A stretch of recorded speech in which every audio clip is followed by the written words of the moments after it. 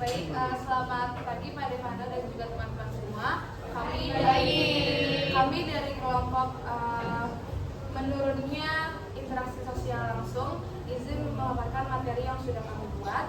Sebelum itu kami izin memperkenalkan diri terlebih dahulu. Perkenalkan, nama saya Renaldo, absen 31. Nama saya Akbar Widiansyah dari nomor urut 2. Saya Cindy, absen 8. Saya Minara Haidar Nugroho dari absen 20. Saya Freyana, absen 15. Saya Mary Kayla, absen 24. Jadi sebelum itu, apa sih artinya menurunnya interaksi sosial secara langsung? Jadi menurunnya interaksi sosial secara langsung itu adalah suatu kondisi ketika frekuensi dan juga kualitas pertemuan tatap muka di kehidupan bermasyarakat itu berkurang secara drastis. Artinya orang-orang dalam masyarakat itu semakin jarang untuk berkomunikasi, beraktivitas, ataupun membangun hubungan secara fisik dan juga secara langsung di ruang sosial. Contohnya seperti di sekolah, di rumah, di lingkungan masyarakat dan lain sebagainya. Dan salah satu ciri-ciri dari adanya menurunnya interaksi sosial secara langsung itu diantaranya seperti lebih banyak menggunakan komunikasi secara digital. Contohnya seperti sosial media, penggunaan handphone dan juga gadget lainnya untuk menjalin komunikasi dengan orang lain.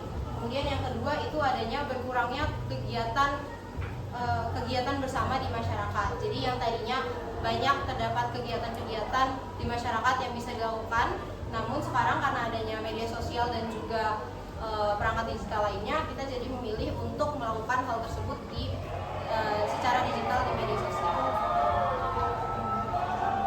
Kemudian ada juga penyebab dari berkurangnya interaksi sosial secara langsung. Yang pertama itu ada pengaruh teknologi dan media sosial. Seperti yang kita ketahui, teknologi di sini sudah mudah digunakan oleh halayak umum, seperti halnya kita pada saat ini menggunakan gadget dan lain sebagainya. Nah, oleh sebab itu komunikasi akan menjadi lebih efisien, di mana orang-orang tidak harus bertemu langsung untuk saling mengobrol. Jadi sekarang sudah ada yang namanya chat WhatsApp dan lain sebagainya. Jadi kita dipermudah. Nah, hal tersebutlah menjadi penyebab dari jarangnya interaksi secara langsung. Kemudian yang kedua, gaya hidup individualis. Dengan adanya orang-orang yang sudah memegang gadget sekarang kan orang semua sudah punya gadgetnya masing-masing. Jadi orang itu sudah tidak memerlukan individu lainnya untuk saling mengobrol ataupun saling meminta tolong. Jadinya salah satu penyebabnya adalah individualis itu. Kemudian yang ketiga, kesibukan dan tuntutan ekonomi. Jadi waktu bersama keluarga maupun teman-teman menjadi lebih sedikit akibat dari tuntutan ekonomi, lebih sering berkegiatan di luar, sering bekerja. Nah, hal tersebut jadi mengurangi kualitas waktu kita terhadap teman-teman maupun keluarga. Kemudian yang keempat, ada juga perubahan struktur sosial, di mana peristiwa seperti urbanisasi, mobilitas yang tinggi, dan pergeseran masyarakat, misalkan dari desa ke kota maupun sebaliknya. Nah, hal itu juga membuat interaksi secara langsung itu berkurang. Kemudian yang kelima ada pandemi ataupun kondisi kesehatan. Seperti contohnya pandemi COVID-19 yang lalu, itu membuat kegiatan-kegiatan kita terbatas, membuat semuanya dibatasi, dan hal tersebut menjadi penyebab interaksi kita itu dibatasi, berkurang gitu. Kemudian yang keenam, kurangnya ruang publik atau kegiatan sosial. Jadi ruang-ruang publik seperti ruang-ruang untuk ngobrol, untuk bermain bersama teman-teman ataupun keluarga ini semakin berkurang. Hal tersebut jadi kurangnya fasilitas tersebut juga merupakan penyebab dari turunnya interaksi sosial secara langsung. Oke, setelah dijelaskan oleh Kinara dari pengertian dan dari Akbar itu dari penyebab, sekarang saya menjelaskan dampak dari menurunnya interaksi sosial. Yang pertama itu benar sekali yang dibilang Akbar, itu dia menjadi individualisme dan egoisme. Jadi orang-orang karena adanya teknologi digital, orang-orang tuh jadi kayak individual dan dia menjadi egois. Dia tidak mau berbincang banyak kepada orang-orang, jadi dia maunya menyendiri aja. Itu pertama. Yang kedua itu ada menurunnya solidaritas sosial. Nah, benar yang dibilang Akbar tadi. Jadi masyarakat di luar sana tuh udah jarang bergotong royong, udah jarang berkumpul-kumpul, ronda malam itu udah jarang sekali. karena adanya teknologi digital ini. Jadi itu salah satu dampak menurunnya interaksi sosial. Baru selanjutnya yang ketiga itu ada konflik dan salah paham lebih mudah. Jadi karena ngobrolnya kurang aktif sama orang, jadi itu dia gampang salah paham. Karena kan kita nggak tahu kan nada dari dia via WhatsApp atau via Instagram atau Facebook apa yang lain-lain. Kita kan nggak tahu nada dia berbicara seperti apa. Jadi terkadang itu kita gampang terjadi salah paham gitu. Jadi kan lebih enak ngobrol langsung karena kita tahu dia nada bercanda apa nada serius. Jadi kita lebih tahu gitu kan. Nah baru selanjutnya yang keempat itu ada menurunnya kesehatan mental. Jadi itu karena adanya teknologi digital ini, orang-orang tuh jadi kayak menyendiri.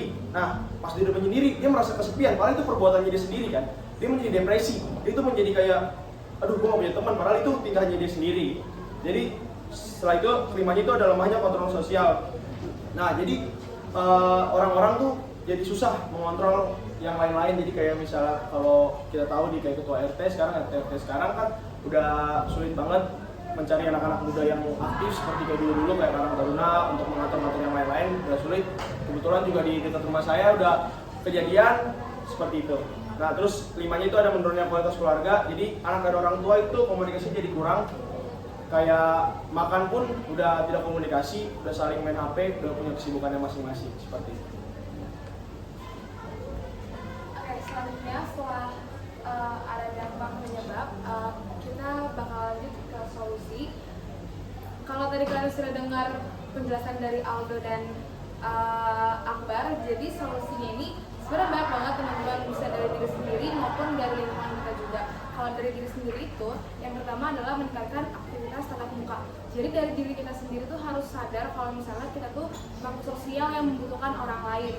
Yang kayak contohnya nih makan keluarga bersama. Tadi Aldo udah menyampaikan kan, bahkan satu rumah aja jadinya tuh renggang gitu, nggak bisa sekedar makan bersama untuk berinteraksi secara tatap muka.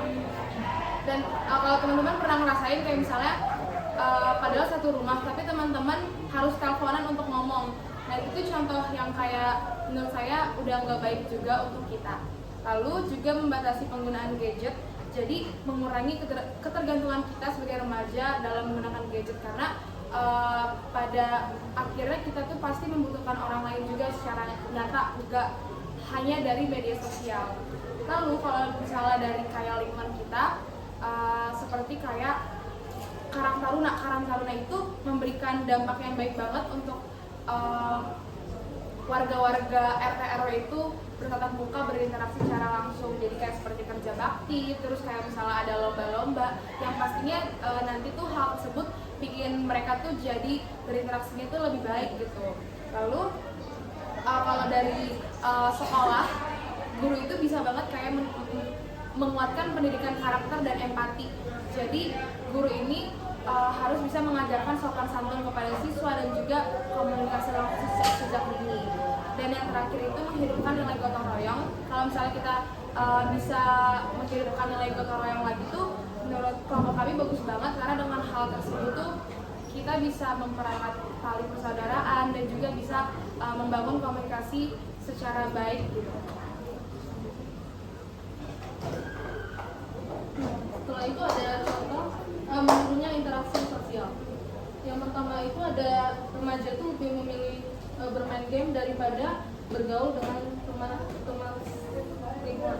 Yang kedua itu satu keluarga itu duduk bersama tapi masing-masing anggota keluarga ini sibuk dengan HP mereka masing-masing. Yang ketiga itu warga jarang hadir di kegiatan RT seperti Karang Taruna. Yang keempat tetangga tinggal dekat tetapi tidak saling menyapa. Yang kelima siswa itu lebih sering chat tetapi tidak saling menyapa antar temannya. Selanjutnya saya akan menjelaskan kenapa sih kita memilih tema ekosistem laut dalam menurunnya interaksi sosial ini. Kan pasti menurut kalian kayak nggak ada korelasinya nih terkait menurunnya interaksi sosial secara langsung terhadap manusia dan ekosistem laut. Nah sebenarnya kami memilih tema ekosistem laut dikarenakan menganalogikan ekosistem laut sebagai menurunnya interaksi sosial karena pada dasarnya semua makhluk hidup itu membutuhkan interaksi sosial. Jadi di laut setiap makhluk dari ikan-ikan kecil sampai ke paus itu tuh membutuhkan satu sama lain untuk menjaga keseimbangan. Begitu juga manusia, interaksi sosial secara langsung itu menciptakan keseimbangan, di mana yang udah dijelasin tadi kan ada dampak negatif, dampak positifnya juga. Karena ketika manusia tidak saling berinteraksi secara langsung atau itu menurun, itu akan menyebabkan ketidakseimbangan. Nah, kayak misalnya dari terumbu karang, plankton, ikan kecil sampai paus itu kan saling membutuhkan, kayak seperti sebagai tempat berlindung, sebagai makanan dan menjaga ekosistem itu tetap seimbang. Nah, kami juga memiliki pesan di sini, yaitu seperti makhluk laut yang hidup berdampingan, manusia juga butuh kebersamaan yang nyata, bukan hanya koneksi digital. Jadi dari poster yang telah kami buat ini diharapkan audiens atau orang yang melihat poster ini dapat menerapkan interaksi sosial secara langsung lebih banyak daripada interaksi digital. Baik, sekian presentasi dari kelompok kami.